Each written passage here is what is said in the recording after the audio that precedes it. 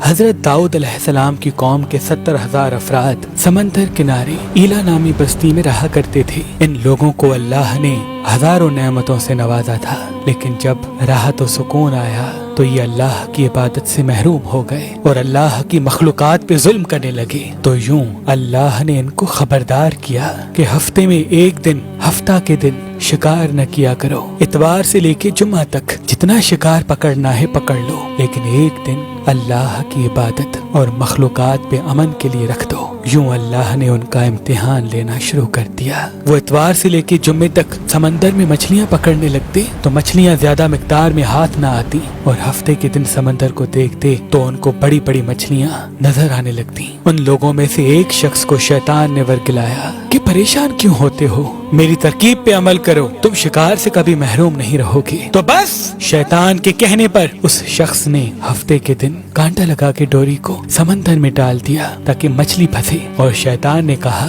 اس مچھلی کو تم اتوار کے دن نکالنا، اور یوں ہفتے کی حرمت بھی باقی رہے گی اور تمہارا شکار بھی ہو جائے گا۔ بس شیطان کی بتائی ہوئی ترکیب پہ ہفتے کے دن مچھلی پھنسی رہی اور وہ اتوار کے دن نکالتا اور خوشی سے کھاتا۔ جب آس پاس کے لوگوں نے پوچھا تو ان کو بھی یہ ترکیب بتانے لگا، اور یوں اس قوم کے کچھ لوگ ہفتے کے دن مچھلی پکڑنے کے لیے جال پھینکتے اور اتوار کے دن نکالتے، اور کچھ نے تو اس سمندر میں سے نالیاں بنا کے چھوٹے چھوٹے تالاب بنا دیے، کھڈے بنا دیے، تاکہ ہفتے کے دن جیسے ہی مچھلیاں یہاں سے گزریں تو ان تالاب میں پھنس جائیں اور ہم اتوار کو ان مچھلیوں کو نکال کے پکا کے کھائیں گے۔ اس گاؤں میں کچھ اللہ کے خاص بندے بھی موجود تھے جو کہنے لگے، اے لوگو، اللہ نے ہفتے کے دن شکار کرنے سے منع کی ہے۔ یہ جو تم جال پھینکتے ہو یا چھوٹے چھوٹے تالاب بناتے ہو، ان میں ہفتے کے دن اگر مچھلی پھنستی ہے تو یہ شکار ہفتے کے دن کا ہوگا۔ اللہ کے عذاب سے ڈرو، اللہ کی نافرمانی نہ کرو۔ وہ لوگ ان لوگوں کا مذاق اڑانے لگے کہ ہماری جو مرضی ہوگی ہم وہ کریں گے۔ اب ان بستی میں 3 گروہ بن گئے۔ ایک ان 70,000 میں وہ لوگ تھے جو ان نافرمان لوگوں کی بار بار اصلاح کرتے،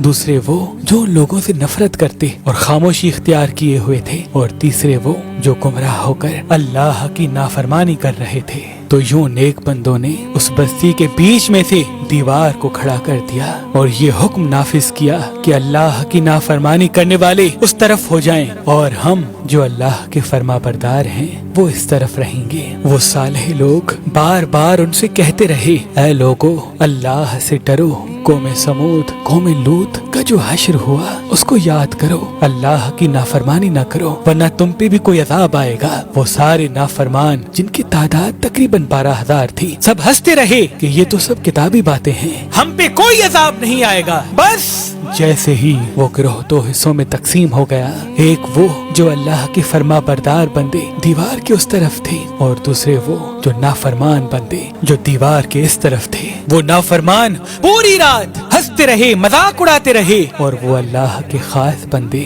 دیوار کے اس طرف اللہ سے معافی مانگنے لگے۔ بس جیسے ہی صبح ہوئی، وہ نیک صالح انسان اٹھے، انہوں نے محسوس کیا کہ دیوار کے اس طرف سے کسی انسان کی آواز نہیں آ رہی۔ جیسے ہی دیوار کی اس طرف چڑھ کے دیکھنے لگے کہ سارے کے سارے وہ لوگ بندر کی شکل میں تبدیل ہو چکے تھے اور بندروں کی حرکت کو انجام دے رہے تھے۔ وہ جو صالح لوگ دیوار سے ان بندروں کو دیکھنے لگے، ان صالح لوگوں میں سے جو ان کے رشتہ دار تھے، انہوں نے ان بندروں کے کپڑوں سے اپنے اپنے رشتہ داروں کو پہچانا اور چیخ کے رونے لگے، اللہ سے معافی مانگنے لگے۔ لیکن اللہ کا عذاب جب آتا ہے تو وہ ہو کے رہتا ہے۔ وہ 12,000 لوگ جو بندر بن چکے تھے کچھ بھی کھا پی نہیں سک رہے تھے، اور یوں 3 دن بعد وہ اس عذاب میں آ کر فنار ہو گئے۔ بے شک اللہ ان بندوں کو پسند نہیں کرتا جو اللہ کی نافرمانی کرتے ہیں۔ اے اللہ، ہم سب کو اپنا فرما بردار بندہ بنا، ہم کو ویسا بنا جیسا تو ہمیں دیکھنا چاہتا ہے۔ آمین ثم آمین۔